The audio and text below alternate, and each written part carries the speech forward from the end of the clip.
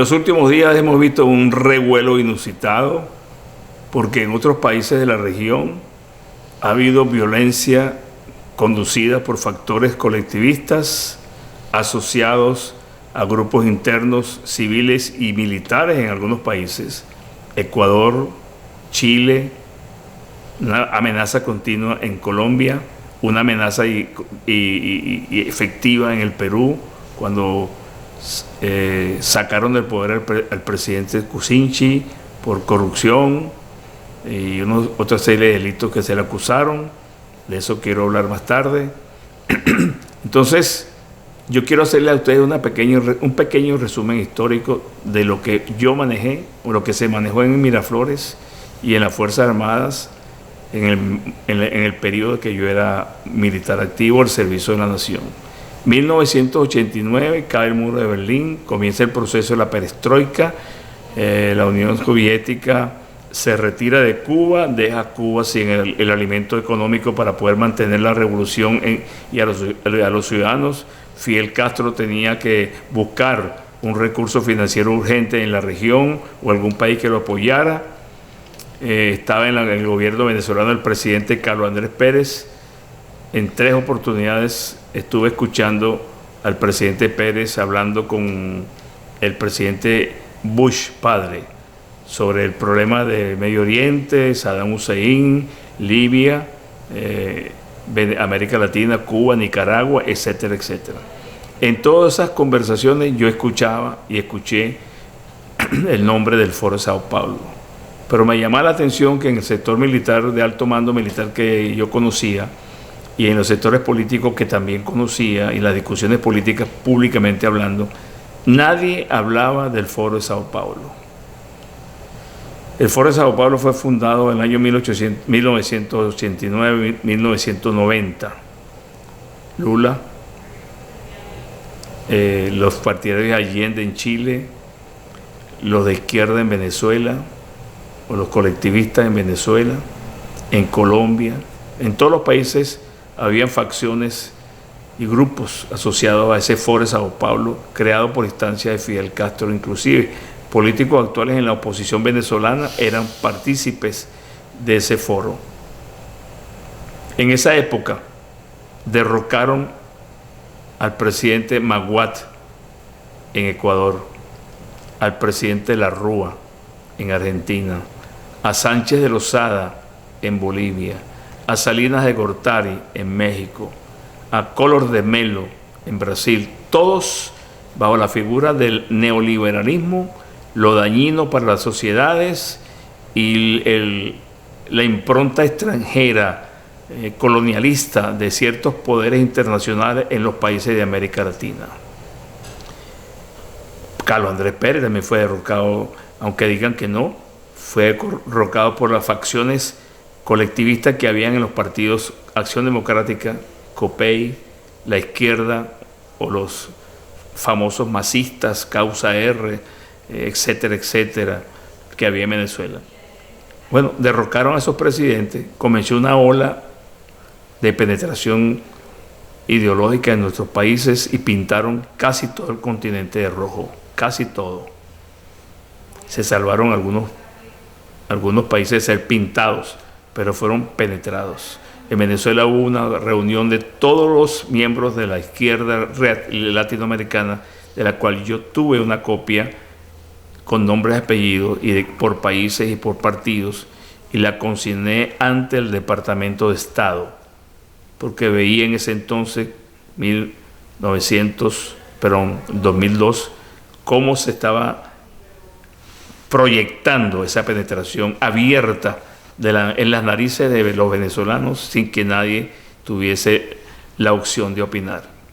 Ahora regresa nuevamente esa misma presencia y esa misma impronta colectivista en la región, el dominio y control político de la región, de sus recursos, porque una cosa que nos ha demostrado el caso venezolano es que los que son colectivistas o son radicales son tremendos ladrones, asociados al narcotráfico, violadores de derechos humanos. No les interesa el Estado, no les interesa el ciudadano. Venezuela es un ejemplo. Chile fue un ejemplo con Allende, es Nicaragua, es Cuba.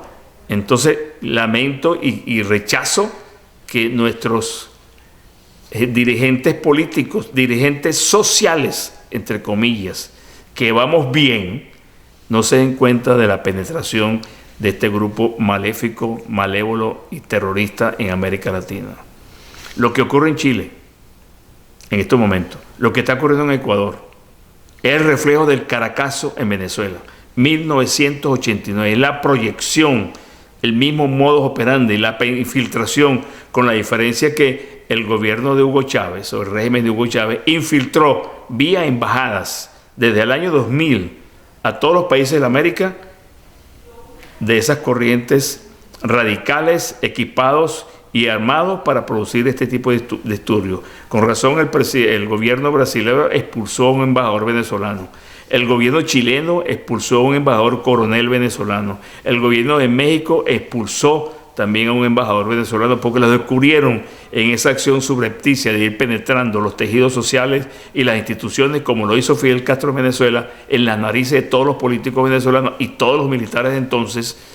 Me extraigo de esa situación porque yo no estaba en ese momento en los puestos de mando. Yo estaba en la flota, embarcado y trabajando en el área que me correspondía. No me quiero excusar, pero la institución militar no cumplió su función en ese momento porque el sector político venezolano no permitió y silenció lo que los militares sabíamos de lo que estaba ocurriendo. Lamentablemente estos militares silentes ahora se dan cuenta que ellos también contribuyeron a este problema que tenemos en Venezuela. Pero vuelvo al caso, el Caracazo. Yo le pedí a Radio Caracas Televisión, al periodista Zapene. Yo estaba trabajando en la universidad y estaba haciendo la tesis de grado y estudiando, mejor dicho, y necesitaba saber qué pasó en el registro fílmico del Caracazo en Venezuela. Lo que me dieron, que no fue mucho, porque estaba restringido y sospechaban de mí o no creían en mí, que estaba estudiando para hacer un doctorado. Yo pude identificar en esos videos a oficiales del 4 de febrero e inclusive a algunas familiares de esos miembros de la conspiración militar del 92, parte de una conjura. O sea que eso estaba presente en Venezuela, desde antes. No había aparecido Chávez, 1990, 1992, que fue mi periodo en ese palacio. En el 1993 fui a Chile como director del Instituto de Defensa Nacional. El presidente de la República me autorizó a ir a Chile y fue autorizado inclusive para entrevistarme con el general Pinochet, ya retirado. El embajador venezolano no me quería dejar hablar con el presidente Pinochet. No le gustaba que yo, un militar, hablara con este señor. Yo no entendía por qué, ni entiendo, porque un general, un almirante de la República tiene que ser filtrado y no puede hablar con alguien o no puede expresar su concepto político del Estado a quien defiende y a la nación a quien defiende.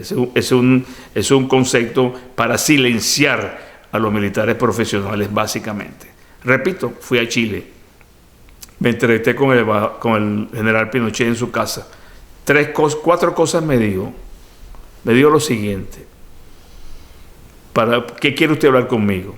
Le dije, yo quiero conocer el proceso político de Allende, el golpe militar que ustedes dieron y lo que ha ocurrido hasta la toma de posesión del presidente Patricio Aylwin, a quien conocí en Miraflores también, y nos explicó cuál fue el proceso en Chile de la transición hacia la democracia.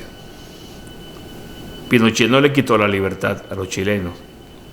Pinochet limpió a Chile de las bandas armadas y radicales de la izquierda insufladas por Fidel Castro y todas esas corrientes radicales de América Latina. Me dijo, ustedes son los militares más políticos de América Latina. Ustedes han sufrido 2 sazonadas militares en su país y el mismo alto mando militar aproximadamente se mantiene intacto. Aparte de ello, no han averiguado judicialmente las movilizaciones militares que ha habido desde el año 1987. En Chile, limpiamos a Chile Sacamos de Chile a todos esos bandidos infiltrados por Fidel Castro, que tuvo un mes en la moneda. Y para finalizar me dijo, el próximo país en América Latina que cae en manos del comunismo es Venezuela. Ustedes no tienen capacidad para defenderse porque están infiltrados por células radicales en los partidos políticos, en la sociedad, en los medios de comunicación y en los empresarios, y también ahora en los militares. Dígale a su presidente que yo estoy dispuesto a ayudarlo, pero que él me llame personalmente a mí. Yo no quiero que me llamen terceras personas, sino él, presidente de la República. A mi regreso al país, 15 días más tarde, tuve una entrevista privada con el presidente Carlos Andrés Pérez, fallecido, y le expliqué toda la gira, todo lo que habíamos encontrado en Sudamérica: Chile, Argentina, Brasil, Uruguay, esos 4 países. Y le expliqué y le comenté la visita a Pinochet. Me dijo, ese es un dictador asesino. Yo le dije, sí, presidente, pero aquí aquí hay una conjura contra la democracia. A usted lo han intentado tumbar 2 veces por la vía militar y todavía no se han tomado medidas jurídicas para buscar los responsables y cabezas civiles y militares de ese movimiento militar. Chávez es solamente la fachada de ese movimiento. Hay más gente involucrada. El presidente me dijo, bueno, caballero, pues me decía caballero, bueno, caballero, hablamos después, seguimos en la misma dirección, no volvimos a hablar. Al presidente Pérez lo sacaron del poder por la vía judicial manejada equivocadamente, porque uno de los argumentos, y no puedo dejar pasar eso por alto, uno de los argumentos que le sacaron al presidente, a lo mejor tenía muchos, pero uno de los argumentos más importantes es que le había dado dinero a un presidente centroamericano y había ayudado a un país que ahora está sumido en el totalitarismo asesino y genocida. Trató de ayudarlo, inclusive en conocimiento del presidente de los Estados Unidos y el presidente Gaviria, porque tuve presente en una conversación muy ligera que ellos tuvieron en una gira que hicimos a Guadalajara en la primera cumbre de presidentes. Gaviria de Colombia. Gaviria de Colombia, el presidente Bush y el presidente Pérez. Entonces resulta que todos los presidentes de Venezuela, desde Rómulo Betancourt hasta Chávez y ahora Maduro, todos han utilizado el dinero venezolano para apoyar a otros países. Eso, desde la perspectiva de nuestro poder económico, se puede considerar como posible, como aceptable. Lo que es inaceptable que muchos de esos fondos que los presidentes venezolanos dieron, inclusive a Costa Rica, mucho dinero a Costa Rica, mucho dinero, le dieron a esos países, esos dineros fueron a engrosar las carteras privadas de los presidentes y políticos importantes de esos países, y el pueblo recibió poco o muy poco beneficio de esas empresas y de esos aportes que dio Venezuela. El Pacto de San José, que era un pacto de apoyo energético a todos los países, fue un ejemplo claro y fehaciente de que se le está dando dinero y productos a esos países para mejorar su calidad de vida y para minimizar la miseria que le da entrada al comunismo en nuestros países. Estamos en esa situación todavía. A Pérez lo juzgaron y lo sacaron del poder. Y pregunto, ¿qué ocurre con otros presidentes de América Latina que están ahorita sometidos en la presión de estas corrientes radicales del Foro de Sao Paulo? Están en los intersticios de la sociedad, desestabilizando a los ciudadanos. Lo de Chile es un ejemplo catastrófico, un país que tiene ya casi 30 años en crecimiento importante económico, social y político, y fíjese en lo que le acaba de pasar. Colombia tiene que cuidarse, Perú debe cuidarse, Ecuador está en el objetivo, Panamá está en el objetivo, Costa Rica está en el objetivo y Colombia es el objetivo. Entonces estamos jugando con candela, hablando con demócratas y negociando con demócratas, entre comillas, que son una partida de asesinos y ladrones asociados al narcotráfico. ¿Hasta cuándo el liderazgo político venezolano, entre comillas, sigue de pendejos tratando a asesinos como si fueran gente decente y fueran personas para dialogar? Están equivocados radicalmente. Y lo digo por experiencia y por conocimiento de causa. Dios y patria.